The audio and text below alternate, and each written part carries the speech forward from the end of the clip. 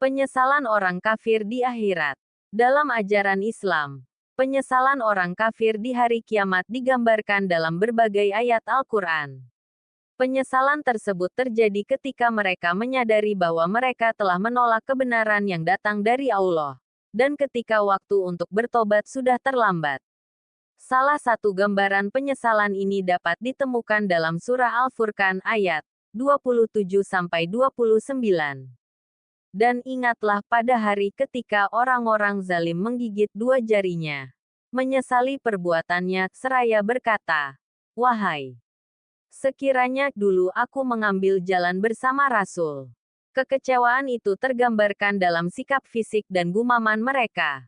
Dan ingatlah pada hari ketika orang-orang zalim kepada diri sendiri, seperti melakukan kemusyrikan dan kekafiran, menggigit dua jarinya, sebagai tanda bahwa mereka menyesali perbuatannya, seraya berkata, "Wahai, sekiranya dulu ketika aku masih di dunia aku mengambil jalan bersama Rasul, dengan mengimaninya, mengikuti semua perintahnya dan menjauhi semua larangannya. Namun penyesalan itu sudah tak bermanfaat lagi. Nasi sudah menjadi bubur. Pada hari itu, orang-orang yang zalim akan menggigit jari mereka dengan penuh penyesalan karena telah melalaikan kewajiban-kewajibannya selama hidup di dunia. Dengan sombong, mereka telah berpaling dari kebenaran yang dibawa oleh utusan Allah kepada mereka. Mereka menangis terseduh-seduh menyesali diri seandainya dulu ketika hidup di dunia mereka mengikuti ajakan Rasulullah kepada jalan yang lurus yang membawa keselamatan dunia dan akhirat. Mereka berkata dengan penuh penyesalan, "Seandainya aku di dunia dulu mengikuti Muhammad, bersama-sama beliau menuju jalan yang benar. Andaikan aku dulu dapat menahan kesombongan sehingga dengan tulus ikhlas memeluk agama Islam, niscaya aku tidak merasakan kesulitan ini." Hanya sayang penyesalan itu tidak berguna lagi. Mereka menyesal karena keliru mencari kawan. Ini kecelakaan dan kebinasaan yang besar. Seandainya aku dulu tidak menjadikan si fulan itu teman akrabku, tentu dia tidak dapat menjerumuskan aku ke dalam kesesatan. Memang yang menjerumuskan manusia ke dalam kecelakaan dan kesesatan itu ada kalanya setan sendiri atau setan yang berbentuk manusia, seperti seorang musyrik Arab yang bernama Ubay bin Khalaf. Persahabatan Uqbah bin Abi Mu'aid dengan Ubay bin Khalaf sangat berpengaruh baginya. Uqbah bin Abi Mu'aid sering menghadiri pengajian Nabi Muhammad sehingga menjadi kenalan yang baik. Pada suatu hari, ia mengundang Nabi Muhammad untuk makan di rumahnya. Ketika itu, Nabi tidak mau makan kecuali jika Uqbah bin Abi Mu'aid mau masuk Islam. Lalu, Uqbah membaca dua kalimat syahadat.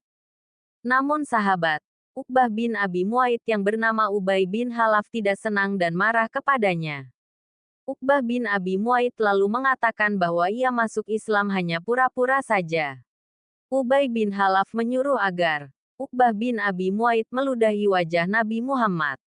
Hal itu lalu dilakukannya ketika beliau sedang melaksanakan salat di Dar an-Natwah, dekat Baitullah. Uqbah bin Abi Mu'aid mematuhi apa yang dikehendaki sahabatnya. Demikianlah akibat persahabatan dengan orang yang tidak baik akan membawa akibat yang tidak baik pula. Nabi Muhammad memberi pedoman agar selalu mencari sahabat atau teman akrab yang baik. Sabda beliau, "Seseorang akan mengikuti perilaku temannya. Maka perhatikanlah siapa temanmu." Riwayat Abu Dawud dan At-Tirmidzi dari Abu Hurairah. Dan sabda Rasulullah SAW, "Perumpamaan teman duduk yang baik dan yang jahat ialah seperti pembawa minyak kasturi dan pandai besi. Pembawa minyak kasturi itu ada kalanya kamu menerima atau membeli minyak daripadanya, dan paling sedikit kamu mendapatkan bau harum daripadanya. Adapun pandai besi kadang-kadang ia membakar pakaianmu, karena semburan apinya, atau kamu menjumpai bau yang tidak sedap." Riwayat As-Syaikhan dari Abu Musa al-Asy'ari.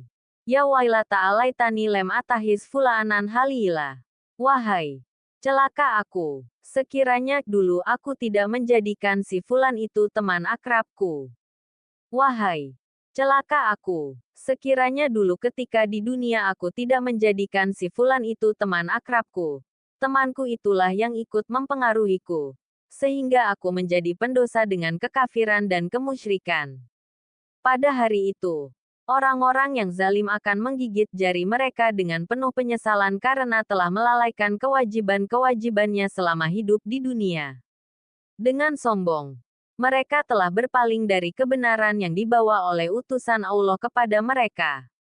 Mereka menangis tersedu-sedu menyesali diri seandainya dulu ketika hidup di dunia mereka mengikuti ajakan Rasulullah kepada jalan yang lurus yang membawa keselamatan dunia dan akhirat. Mereka berkata dengan penuh penyesalan, seandainya aku di dunia dulu mengikuti Muhammad, bersama-sama beliau menuju jalan yang benar. Andaikan aku dulu dapat menahan kesombongan sehingga dengan tulus ikhlas memeluk agama Islam, niscaya aku tidak merasakan kesulitan ini. Hanya sayang penyesalan itu tidak berguna lagi. Mereka menyesal karena keliru mencari kawan. Ini kecelakaan dan kebinasaan yang besar.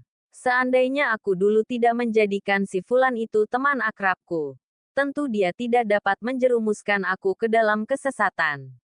Memang yang menjerumuskan manusia ke dalam kecelakaan dan kesesatan itu ada kalanya setan sendiri atau setan yang berbentuk manusia, seperti seorang musyrik Arab yang bernama Ubay bin Khalaf. Persahabatan Uqbah bin Abi Mu'aid dengan Ubay bin Khalaf sangat berpengaruh baginya.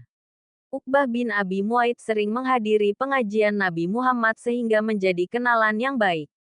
Pada suatu hari, ia mengundang Nabi Muhammad untuk makan di rumahnya.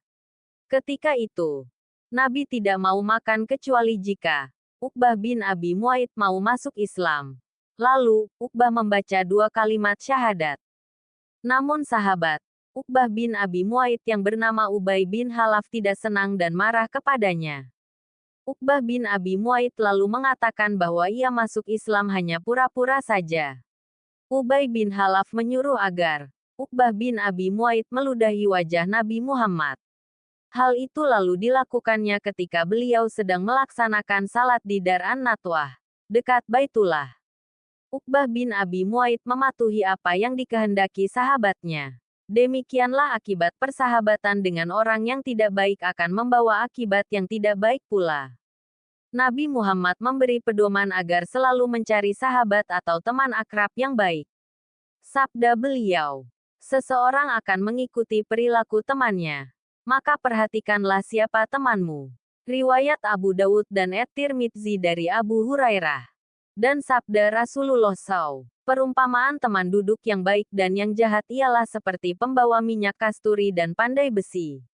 Pembawa minyak kasturi itu ada kalanya kamu menerima atau membeli minyak daripadanya. Dan paling sedikit kamu mendapatkan bau harum daripadanya. Adapun pandai besi kadang-kadang ia membakar pakaianmu, karena semburan apinya, atau kamu menjumpai bau yang tidak sedap. Riwayat As-Syaikhan dari Abu Musa al-Asy'ari.